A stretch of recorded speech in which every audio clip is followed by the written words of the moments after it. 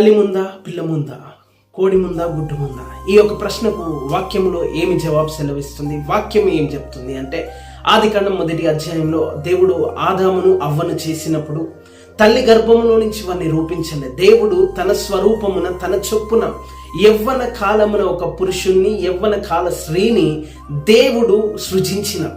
So ఆదాము అవ్వను తల్లి గర్భంలో నుంచి రాలేదు, వాళ్ళు సృజింపబడ్డారు. కాబట్టి తల్లే ముందు, కుమారుడు కుమార్తె నెక్స్ట్. కోడి ముందా గుడ్డు ముందా అంటే, దేవుడు ఆదికాండం 1వ అధ్యాయంలో ఈ విధంగా సెలవిస్తున్నాడు.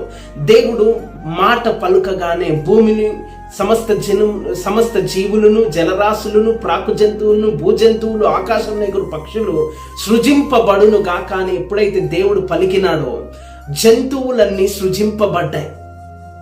అవి ఎక్కడి నుంచి వచ్చినాయో తెలియదు, కానీ దేవుడు మాట సెలవీయగానే అవి సృజింపబడ్డాయి.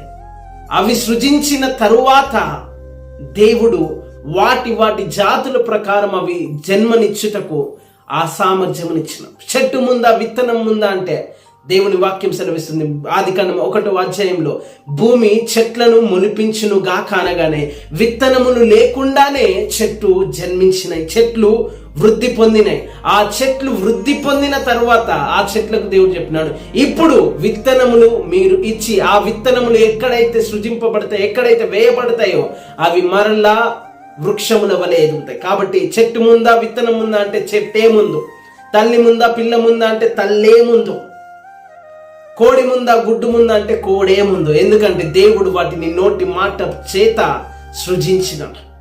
ఆమేన్. God bless you.